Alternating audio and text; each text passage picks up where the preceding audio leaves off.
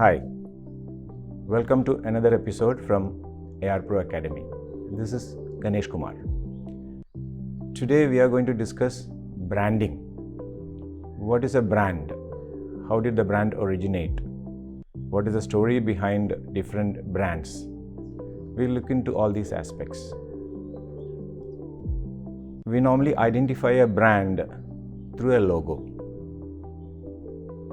If you look at logos, different types of logos of automotives, you can immediately identify a product looking at the badging on the car. A Mercedes, BMW, Toyota, all of them have distinct logos which separates one brand from another. Logos are not brands.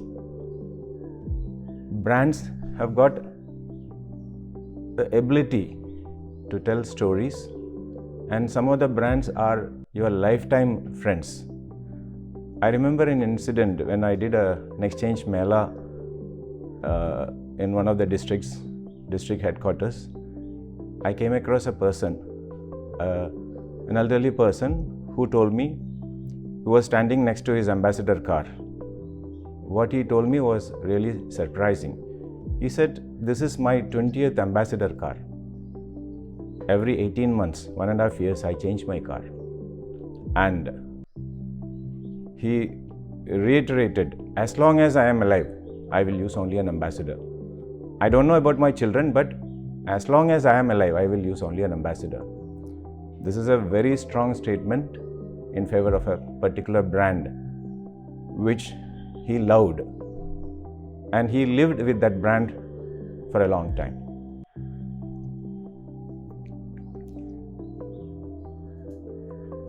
Brands have got this ability to tell stories that will remain in your memory for a long time. Another story which I remember is I had gone to a restaurant in a hotel, a Chinese restaurant in Coimbatore.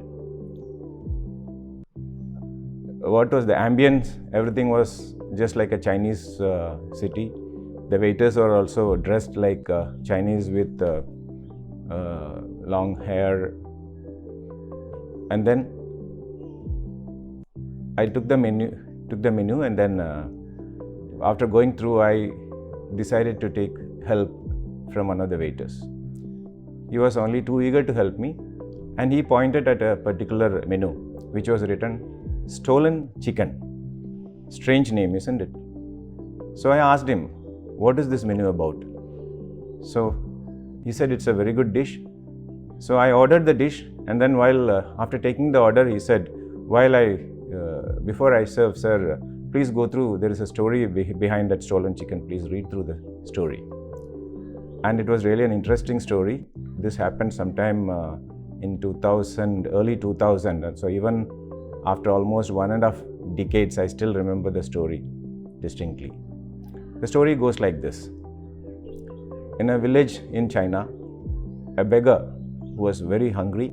The beggar was passing in front of a farm, a poultry farm, and he stole a bird from the farm, killed it, and then he removed the feather, everything, and then he set fire, and then he started cooking.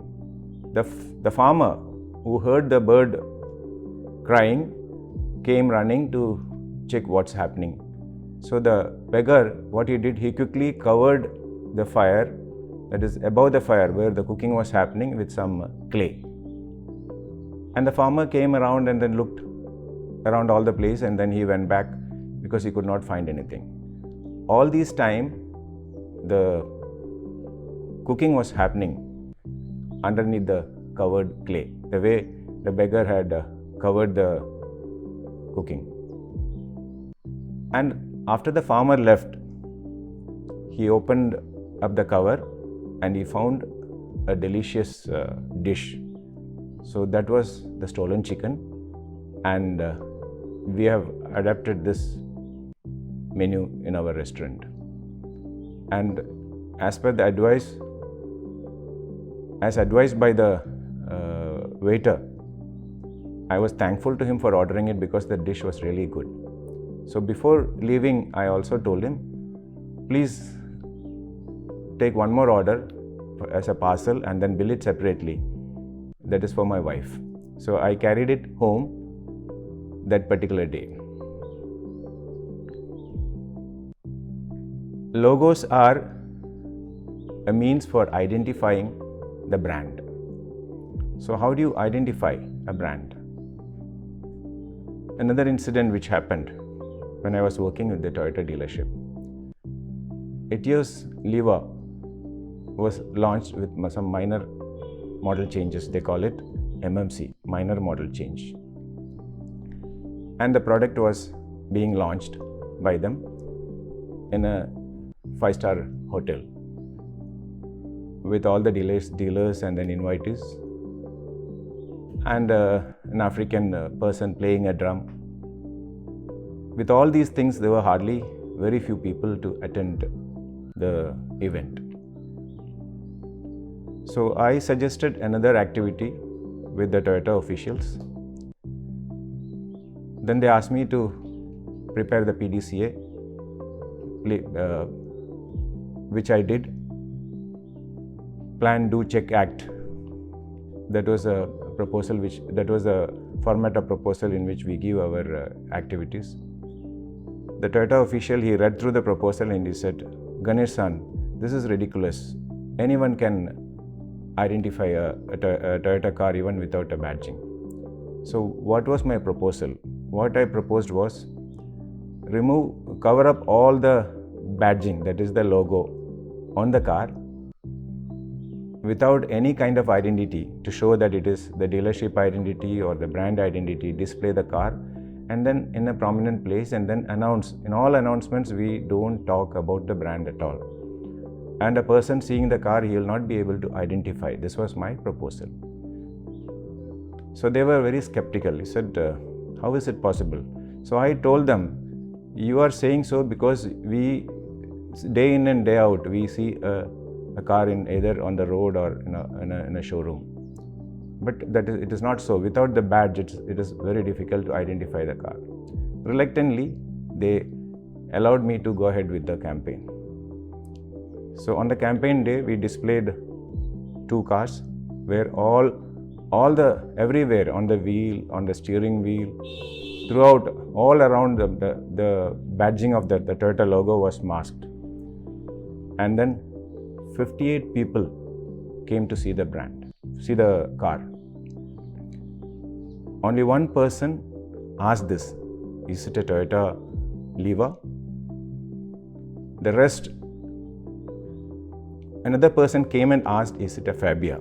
The rest, nobody was able to identify the brand in the absence of the logo or the badging.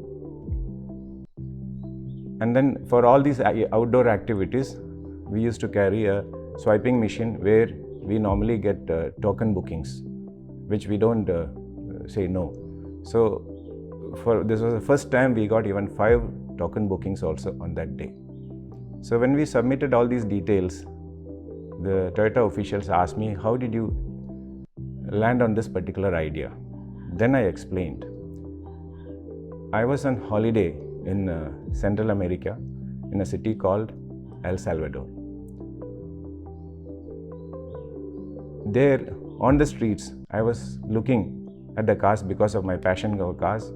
All around I could see only totally cars in battered condition. We are not able to see because most of the cars did not have any kind of badging on the car. Most of them were very old. In one particular car, I even saw a person driving a car without a door on the driver's side. He did not fall out because he was using a seat belt, and that held him from falling out of the car on turnings. So without the badging on the car, I tried even in several parking lots, I was not able to identify even any car. So this gave me an idea that without the logo on the car or the badging on the car, it is very difficult for identifying. So logo is not just an identity. A logo tells a lot of things to the car. It is the heart of the product, and then it is heart of the customer, it represents the heart of the customer, and in many cases, it represents the technological progress the brand has made. You would have read in many archaeological surveys, pieces of potteries received or tiles received, all such cases. In many of these, the pieces had a signature on the product, and that gave the identity or which era the particular piece came from. All these informations were some kind of branding which was done on that. Even a signature on a painting, that like Da Vinci, they are all branding. Looking at the signature, you are able to identify even without his picture that the painting is from him. There are many such instances. In fact, there are some invisible branding which can happen. So, for example, I was traveling in a train, in a local train in Kerala. This particular train, early in the morning, people commute to go to their workplace, and in evening they return. So while returning, most of the time, the people, they will be chatting, or sometimes they will be playing cards, rummy, different types of card games. So I was sitting, and then they always occupy the same place most of the time. So I was sitting next to a group who were playing cards. Then the train, while speeding up, it was giving a particular rhythm of sound. Listening to that sound, one of the passengers, they said they told the name of the driver.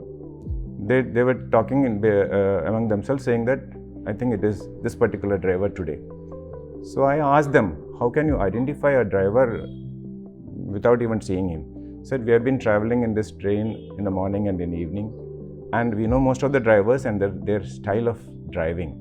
So listening to that particular driving, we know which driver is on duty today. Incidentally, engine drivers today, they are called as pilots. There are some brands which have become generic, like Kleenex.